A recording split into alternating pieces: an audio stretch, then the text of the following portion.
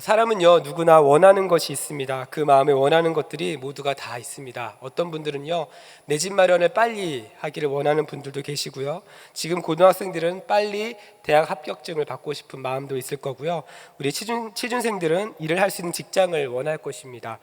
사람들이 원하는 것이 있다라고 하는 것은요 그만큼 필요한 것이 있다라고 하는 것이죠. 그런데 오늘 본문에도 보니까 하나님이 원하시는 것이 있다고 말하고 있습니다. 그리고 하나님이 원하시는 것이 있다는 것은 하나님께서 우리를 필요로 하고 계신다는 것이죠. 왜냐하면 하나님께서는 하나님의 사람을 통해서 하나님의 뜻을 이루어 가시기 때문에 그렇습니다. 그렇다면 하나님이 원하시는 사람은 어떠한 사람일까요? 저는 오늘 이 부분을 오늘 말씀을 통해 한번 살펴보고 우리 대전중앙의 모든 성도들이 정말 하나님께서 원하시는 삶을 살아갈 수 있기를 주님의 이름으로 축복합니다. 오늘 우리가 읽은 이 본문은요 사도 베드로가 자신의 죽음을 예상하고 사랑하는 성도들에게 보내는 마지막 유언과도 같은 편지입니다. 이 편지의 수신자는요 베드로후서 3장 1절에 보니까 둘째 편지를 너에게 쓰노니 라고 말하면서 베드로전서와 동일한 수신자임을 알 수 있죠. 베드로전서 1장 1절을 보니까요 사도 베드로는 본도, 갈라디아, 갑바도기아, 아시아와 비두니아에 흩어진 나그네에게 편지한다라고 이야기를 하고 있습니다. 베드로는 자신이 세상을 떠난 후에도 이렇게 흩어진 성도들이 믿음을 잘 지키고 복음의 진리 안에서 굳건히 서기를 간절히 소망했습니다. 왜냐하면 내부적으로는 거짓 교사들의 공격이 있었고요, 그 다음 외부적으로는 로마의 핍박이 계속해서 있었기 때문이죠. 그래서 베드로후서 2장 1절을 보니까 다음과 같이 말합니다. 우리 한 목소리 한번 읽어볼까요? 시작. 그러나 백성 가운데 또한 거짓 선지자들이 일어났었나니 이와 같이 너희 중에도 거짓 선생들이 있으리라. 아멘. 여러분, 이 구절이 무엇을 의미합니까? 거짓 선지자들이 지금 외부에 있는 것이 아니라 내부에 있다라고 이야기를 하고 있습니다. 이것을 통해서 우리는 초대교회 상황을 한 가지 예측할 수 있는데, 그것은 무엇이냐면 초대교회 공동체가 영적인 하나됨을 지키는 것이 쉽지 않았다는 것입니다. 만약 공동체가 말씀으로 하나 되어 있으면 어떠한 이단의 공격이 오더라도 흔들리지 않을 수 있습니다. 왜냐하면 같은 성경적, 신학적 관점을 가지고 성도들이 이야기할 수 있기 때문이죠. 이 하나됨이 믿음 안에서 건강한 공동체를 만들어냅니다. 이 하나됨이 말씀 안에서 풍성함을 만들어내죠. 자, 그런데 오늘 본문에 보니까 교회 내부에서 거짓 선지자들이 나타났다라고 이야기를 합니다. 이것은 초대교회 공동체 안에 이 하나됨이 지금 흔들리고 있다는 겁니다. 말씀 안에서, 진리 안에서 하나 되어야 하는데 그 부분이 지금 약화되고 있다는 거죠. 더 나아가 몸은 예배의 자리에 앉아 있지만 그 예배가 온전히 드려지지 못할 가능성이 높다는 것입니다. 근데 더 안타까운 것은요 이 거짓 선지자들의 출입 경로입니다. 베드로후서 2장 1절에 후반부를 보니까 다음과 같이 말합니다. 우리 한 목소리 읽어볼까요? 시작. 그들은 멸망하게 할 이단을 가만히 끌어들여 자기들을 사신 주를 부인하고 임박한 멸망을 스스로 취하는 자들이라. 여기서 이 가만히 끌어들여라고 하는 이 부분을 영어 성경에서는 secretly bring in이라고 하는 표현을 씁니다. 그러니까 비밀스럽게 들어왔다는 거예요. 여러분, 한 가지 특징이 있지 않습니까? 이단들의 특징이 바로 여기서 드러나는 겁니다. 이단들의 특징은 무엇이냐면 교회 내부에 몰래 침입하는 것입니다. 몰래 들어와서 어떻게 합니까? 예배를 흔듭니다. 교회에 대해서, 목회자들에 대해서, 그 다음에 공동체에 대해서 비판하고, 그 다음에 그 공동체를 진리 안에서 벗어나도록 계속해서 유혹을 하는 것이죠. 이때나 지금이나 이단들이 쓰는 방식이 굉장히 동일하다는 것을 우리는 알 수 있습니다. 이렇게 들어오는 거짓 교사들의 그 영적 공격의 핵심은 무엇이었을까요? 오늘 본문을 보니까 모든 인류를 구원하기 위해 이 땅에 오신 그 예수 그리스도를 부인하게 만드는 겁니다. 그러니까 예수가 그리스도이시다, 예수가 구원자이다라고 하는 이 부분을 부인하게 만드는 거죠. 그래서 이 예수가 그리스도이심을 부인하니까 예수님의 재림 또한 믿지 못하게 되는 겁니다. 이 부분을 베드로후서 3장 4절은 다음과 같이 말합니다. 제가 읽어드리겠습니다. 이르되 주께서 강림하신다는 약속이 어디 있느냐? 조상들이 잔 후부터 만물이 처음 창조될 때와 같이 그냥 있다 하니. 여러분, 어떤 걸 말하고 있습니까? 강림하신다는 약속이 어디 있느냐? 그러니까 여기서 말하는 이 어디 있느냐라고 하는 이 구절은요 어찌 되었느냐라는 말로 번역될 수 있습니다. 예수님이 오신다더니 다시 오신다더니 어떻게 된 거냐, 왜 안 오시냐라고 하는 이런 말로 비아냥거리고 있는 것입니다. 여러분, 우리가 이 말씀을 보면서 우리도 또한 이런 생각이 들 때가 있습니다. 열심히 신앙생활을 나름 하고 있는데 하나님께 기도하며 기다리는 기도 제목들도 있는데 응답이 잘 안 되는 것 같이 느껴질 때가 있습니다. 성경을 읽어보면 예수님의 재림은 금방 이루어질 것 같은데 지금 눈앞에 있는 현실은 예수님에 대한 재림이 아니라 당장 내가 죽을 것 같은 거예요. 당장 눈앞에 있는 그 문제 때문에 우리가 너무나도 힘들어서 예수님의 재림을 기다리기보다는 우리의 시선은 우리의 문제 앞에 있는 거죠. 경제적인 문제, 취업의 문제, 인간관계 등의 문제가 더 크게 우리 앞에 다가오는 것입니다. 이러한 삶의 문제가 계속해서 반복되게 되면 교회를 다녀도 하나님을 의심할 때가 있고 기도를 해도 기도응답에 대해서는 굉장히 회의적인 태도를 갖게 될 때가 있다는 거죠. 이러한 모든 마음들이 하나님의 약속을 의심하게 만듭니다. 이러한 마음들이 계속 우리의 마음의 문을 두드리고 흔들면 우리의 시선은 하나님의 나라에서 이 땅으로 옮겨져서 예수님의 재림을 기대하기보다는 오히려 거짓 교사들이 이야기한 것처럼 정말 재림이 있나? 정말 이 땅 가운데 예수님이 다시 오시는 것은 맞을까? 라고 하는 생각이 들 때가 있다라는 거죠. 이러한 생각에 사로잡혀 있다 보니 거짓 그 교사들은 계속해서 이 땅의 삶에 집중하게 만듭니다. 어차피 주님은 오시지 않을 거니까 야, 너희들 마음대로 살아. 한 번 사는 인생 마음껏 즐겨. 이러한 말로 계속해서 지금 유혹을 하고 있는 겁니다. 그러면서 예수 그리스도와의 그 관계를 점점 멀어지게 만들고 있다는 거죠.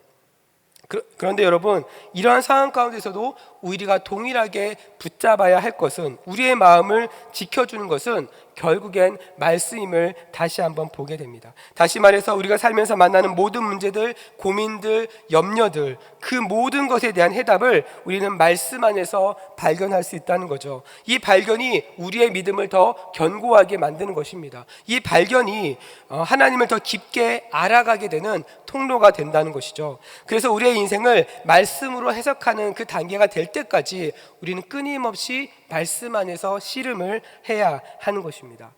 이러한 상황 가운데, 이러한 거짓 교사들의 공격 가운데 사도 베드로는 두 가지의 대안을 오늘 베드로후서에서 보여주고 있는데요. 첫 번째는 뭐냐면 복음에 대한 진정성을 다시 한번 강조합니다. 베드로후서 1장 16절과 17절 보니까 다음과 같이 말합니다. 우리 한 목소리 읽어보겠습니다. 시작. 우리 주 예수 그리스도의 능력과 강림하심을 너희에게 알게 한 것이 교모에 만든 이야기를 따른 것이 아니요 우리는 그의 크신 위엄을 친히 본 자라. 지극히 큰 영광 중에서 이러한 소리가 그에게 나기를 이는 내 사랑하는 아들이요 내 기뻐하는 자라 하실 때에 그가 하나님 아버지께 존귀와 영광을 받으셨느니라. 사도 베드로가 지금 무엇을 이야기합니까? 예수 그리스도께서 진정한 하나님의 아들임을 선포되었을 때 내가 그 자리에 있었다라는 거예요. 이는 내 사랑하는 아들이요 내 기뻐하라는 그 자리, 그 음성이 들렸을 때 내가 거기에 있었다라는 겁니다. 다시 말해서 거짓 교사들은 예수님을 부인하려고 할 때 베드로가 전한 복음은 교묘한 이야기가 아니라, 어떤 만들어낸 이야기가 아니라, 꾸며낸 이야기가 아니라 자신은 직접 보고 듣고 경험했다는 겁니다. 그런데 여러분, 이 말이 사도 베드로만 이야기하는 것이 아니라 우리가 잘 아는 사도 요한도 이 부분을 이야기를 했죠. 요한일서 1장 1절을 보니까 다음과 같이 말합니다. 태초에 있는 생명의 말씀에 관하여는 우리가 들은 바요 눈으로 본 바요 자세히 보고 우리의 손으로 만진 바라. 예수 그리스도의 복음은, 우리가 알고 있는 그 복음은 추상적인 이야기가 아닙니다. 신화가 아닙니다. 허구의 이야기가 아닙니다. 2000년 이상의 기독교 역사가 지금까지 내려올 수 있었던 것은 하나님의 약속을 믿음으로 이 복음을 붙잡고 순종해온 그 믿음의 선조들이 있었기 때문인 거죠. 이들이 경험한 복음은 살아있는 복음이었습니다. 능력의 복음이었습니다. 그래서 기꺼이 자신의 목숨을 내어놓을 수 있었던 것이죠. 베드로는 이 편지에서 자신에게 이 복음의 능력을 다시 한번 강조하고 있는 겁니다. 내가 전한 복음, 내가 경험한 이 복음은 진짜였다라는 거죠. 사랑하는 우리 성도 여러분, 예수 그리스도께서 여러분을 위해 이 땅 가운데 오셨습니다. 우리 예수님께서 우리의 죄를 대신해서 죽으시고 부활하셨습니다. 저는 이 자리에 앉아 있는 여러분 모두가 이 살아있는 복음, 능력 있는 복음으로 살아갈 수 있기를 주님의 이름으로 축복합니다. 자, 두 번째로 베드로가 거짓 교사들의 그 공격에 대해서 내놓은 두 번째 대안은요, 바로 베드로후서 3장 8절과 9절 말씀에 있습니다. 우리 한 목소리 읽어보겠습니다. 시작. 사랑하는 자들아, 주께는 하루가 1000년 같고 1000년이 하루 같다는 이 한 가지를 잊지 말라. 주의 약속은 어떤 이들이 더디다고 생각하는 것 같이 더딘 것이 아니라 오직 주께서는 너희를 다하여 오래 참으사 아무도 멸망하지 아니하고 다 회개하기에 이르기를 원하시느니라. 거짓 교사들은요, 예수 그리스도의 재림을 부인했습니다. 앞서 말씀드린 대로 그 예수 그리스도의 재림을 부인했기 때문에 이 땅에서의 삶의 초점을 맞추도록 했던 것이죠. 예수님은 다시 오지 않기 때문에 이 땅에서 마음대로 살아도 된다라고 초대교회 성도들의 그 믿음을 흔들고 있었던 겁니다. 이러한 재림에 대한 잘못된 해석이 그리스도를 부인하게 만들고, 그리고 초대교회 성도들의 믿음을 흔들었던 것이죠. 제가 이 말씀을 준비하면서 저도 한번 찾아보니까 우리나라에도 이런 경우가 있었더라고요. 여러분 기억하십니까? 1992년 10월 28일 여러분 기억하십니까? 휴거가 일어난다라고 하는 예언을 했던 사람이 있었습니다. 바로 다미선교회 이장림 목사라고 하는 사람이었죠. 이 담이라고 하는 뜻은 다가올 미래를 대비하라라는 그 이름의 책 제목이었습니다. 이 사람이 주장했던 것은 휴거의 날이 되면 이 땅에서 예수님을 믿는 모든 사람들은 공중으로 들림받게 될 거다라고 하는 그러한 주장을 했던 거죠. 그때 때마침 1991년도에 걸프 전쟁까지 일어나면서 사람들이 불안한 마음이 점점 더 커지게 되었습니다.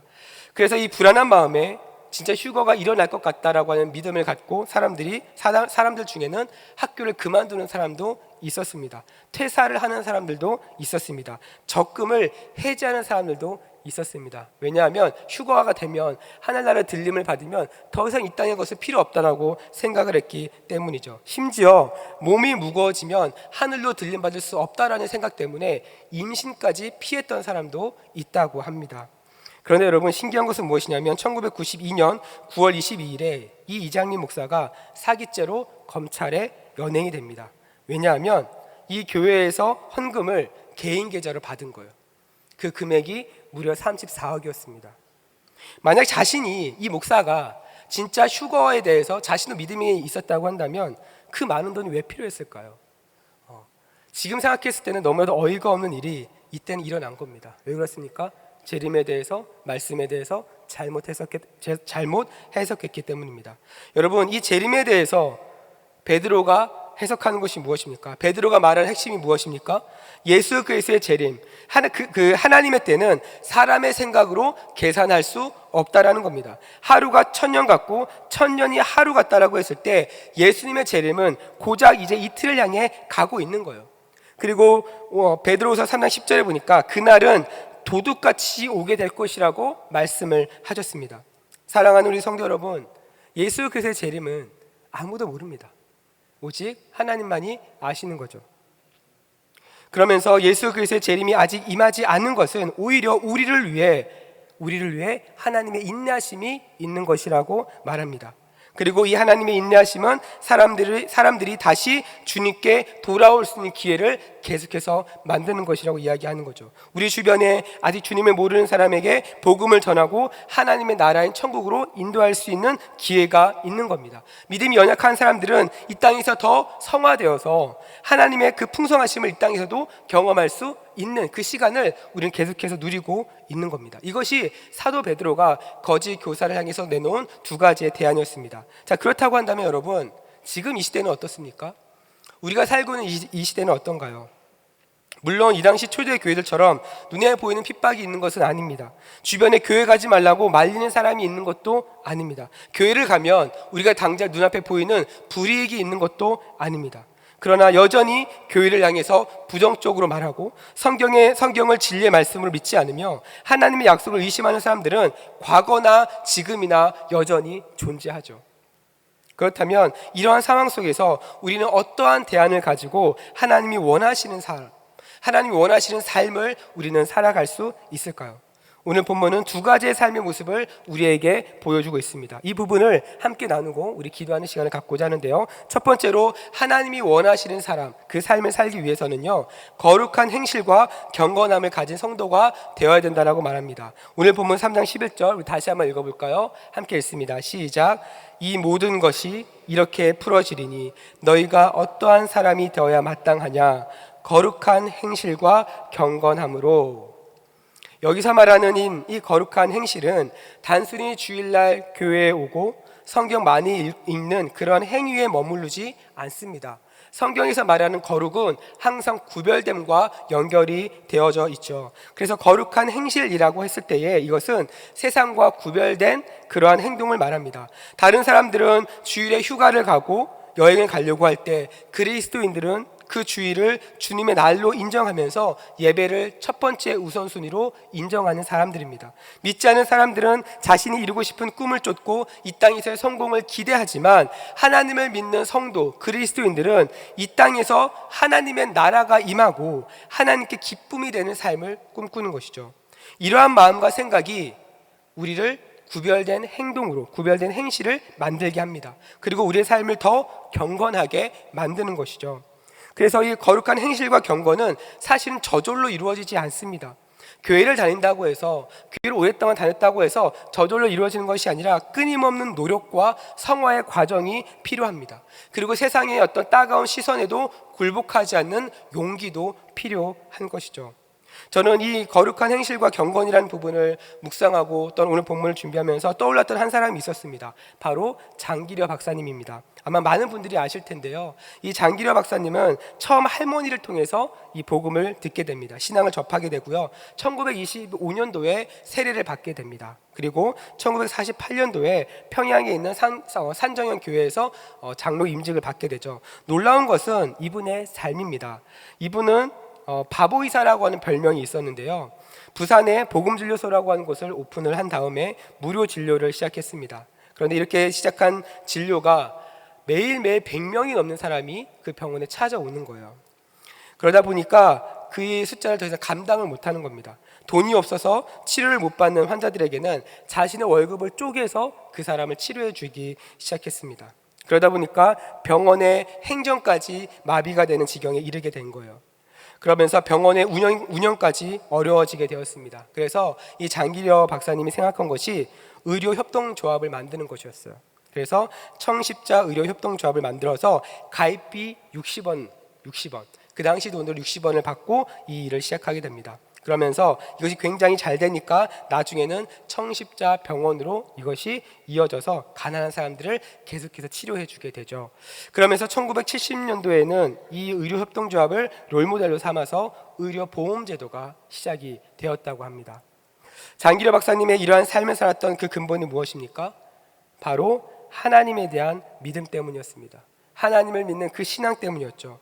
장기려 박사님은 하나님을 사랑하는 것, 내가 하나님 앞에 살아가고 내가 혼자 교회 다니고 내가 혼자 신앙생활 하는 것에만 머물러 있지 않으시고 하나님을 사랑하고 이웃을 사랑하는 그 삶의 실천이 있는 부분까지 나아갔던 것입니다. 그래서 그의 삶은 하나님 앞에서 구별된 거룩한 행실과 경건으로 이어질 수 있었던 것이죠. 사랑하는 우리 성도 여러분, 저는 여러분의 삶에서도 이러한 거룩한 행실과 경건이 나타날 수 있기를 축복합니다. 하나님을 믿는 사람은 단순히 나 혼자만 그것을 위해서만 사는 사람이 아니죠. 우리의 삶의 모습은 이 땅에만 초점이 맞춰져 있지 않습니다.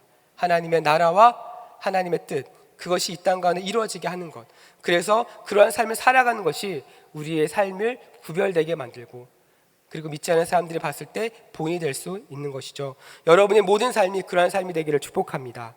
자, 두 번째로 하나님이 원하시는 삶을 살기 위한 대안은 무엇이냐면 하나님의 약속을 사모하는 것입니다. 그리고 그것을 바라보는 성도가 되는 것입니다. 오늘 보면 13절 말씀 우리 한 목소리로 한번 읽어보겠습니다. 함께 읽습니다. 시작. 우리는 그의 약속대로 의가 있는 곳인 새 하늘과 새 땅을 바라보도다. 이 본문에서 말하는 그의 약속은 무엇을 말할까요? 그 앞절에 이미 언급하고 있는데요, 이 약속은 뭐냐면 하나님의 날이 임할 것이라고 하는 그 약속입니다. 하나님의 날이 임할 것이라고 하는 그 약속을 기대하고 바라보는 것을 의미하는 거예요. 만약 믿지 않는 사람이 성경이 어떤 책입니까? 라고 질문을 한다면 우리는 성경을 약속의 책이라고 설명할 수 있습니다. 왜냐하면 구약은 하나님께서 구원자 예수 그리스도를 보내실 것이라고 하는 그 약속으로 가득하기 때문이죠. 그런데 문제는요, 이 구약 시대의 사람들은 이 약속을 믿지 못했어요. 그리고 구원자가 필요하다는 것도 사실은 전혀 인식하지 못했습니다. 하나님께서 이들에게 허락하신 것이 율법을 허락하셨죠. 그래서 구약시대 사람들은 이 율법을 통해서 무엇인가를 이루려고 했습니다. 율법을 통해서 하나님에 대한 자기 신앙을 증명하려고 했던 것입니다. 그런데 로마서 3장 20절의 말씀처럼 세상에서 율법으로 의롭다함을 얻을 수 있는 자가 아무도 없다라고 성경은 이야기를 하죠. 하나님께서 율법을 주신 목적이 무엇입니까? 의를 이루기 위함이 아니라 죄를 깨닫기 위함이었습니다. 그래서 신약 성경은 어떤 내용으로 가득합니까? 구약에 약속하신 그 구원자가 왔다라는 거예요. 너희들이 율법으로 이루려고 했던 그 의, 매번 실패했던 그 의를 예수님을 통해서 이룰 수 있다라고 하는 그 내용들이 신약 성경에 가득 차 있는 것입니다. 그리고 새로운 약속을 주셨죠. 그 약속이 무엇입니까?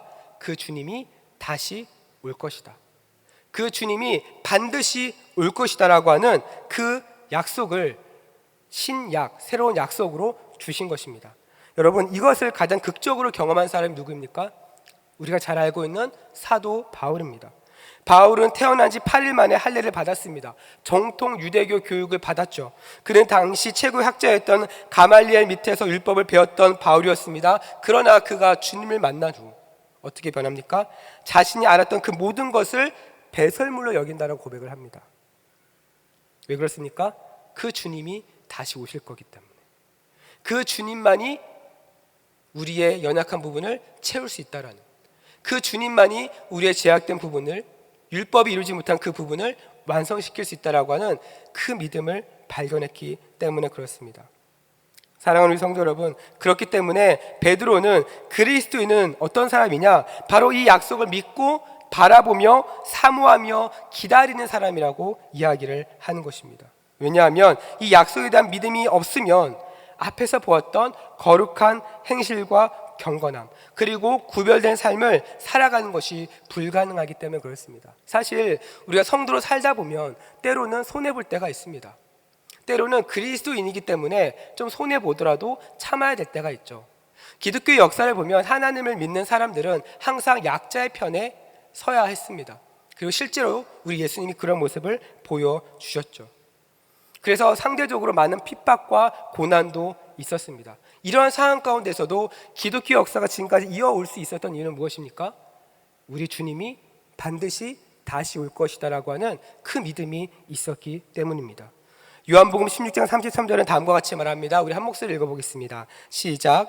이것을 너에게 이르는 것은 너희로 내 안에 평안을 누리게 하려 함이라. 세상에서는 너희가 환난을 당하나 담대하라. 내가 세상을 이겨노라.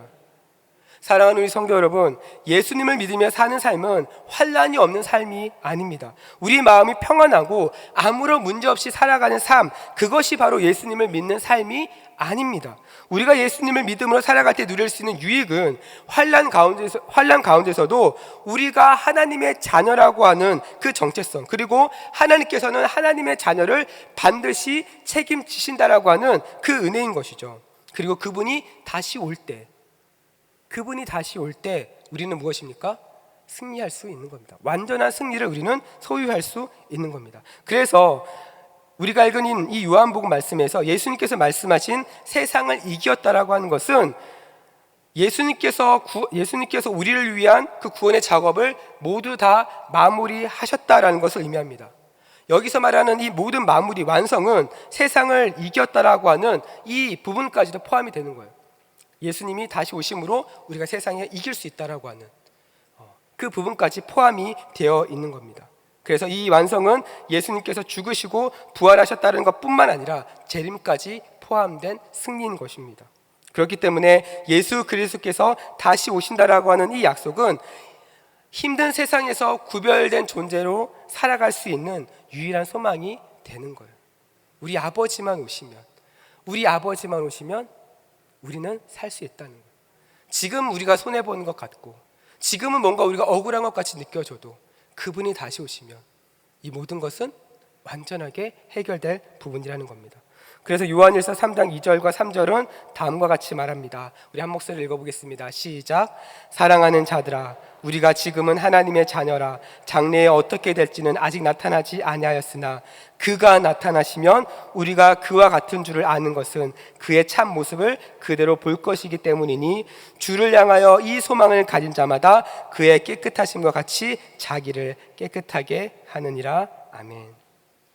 사랑하는 우리 성도 여러분, 여러분은 오늘 말씀처럼 약속대로 하나님의 날이 임하기를 기대하고 계십니까? 여러분 정말 기대하면서 살아가고 계신가요? 저는 이 예배를 준비하면서 이 말씀을 준비하면서 찬양 하나가 떠올랐어요. 우리 교육자분들이 또 특송할 때도 있었는데요. 믿음이 없이는 이라고 하는 찬양입니다. 제가 노래를 잘 부르면 좀 불러드릴 텐데 그러지 못해서 제가 가사만 읽어드리겠습니다.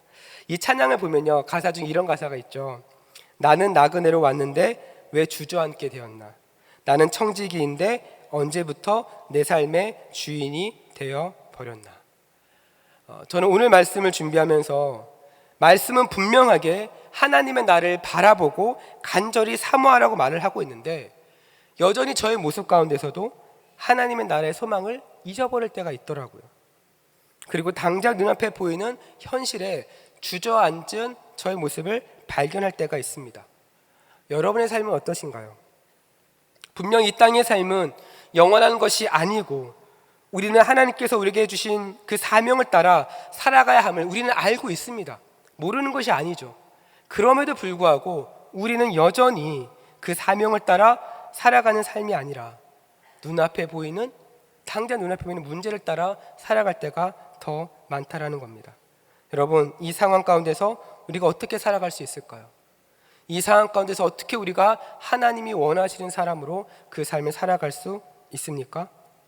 하나님의 날이 임하기를 간절히 바라보는 거예요. 하나님의 날이 임하기를 간절히 사모하는 거예요. 말씀에서 그것을 이야기하고 있습니다. 그리고 역사가 그것을 증명하고 있죠. 그렇기 때문에 사랑하는 우리 성도 여러분, 우리도 이 하나님의 날이 임하기를 기다려야 될 줄 믿습니다. 소망해야 될 줄 믿습니다. 간절히 바라보아야 할 줄 믿습니다. 여러분, 이것이 하나님께서 우리에게 원하시는 삶입니다. 우리가 이 하나님의 나를 바라보고 사모하며 살아갈 때 이 땅에서 우리의 삶은요, 구별된 성도로 살아갈 수 있습니다. 이것을 바라볼 때 우리의 거룩한 행실과 거룩함을 계속해서 유지할 수 있는 힘을 우리는 거기서 공급받을 수 있는 거예요. 이 땅에서의 삶은 영원하지 않습니다. 우리의 영원한 삶은 어디에 있습니까? 하나님의 나라에 있는 거예요.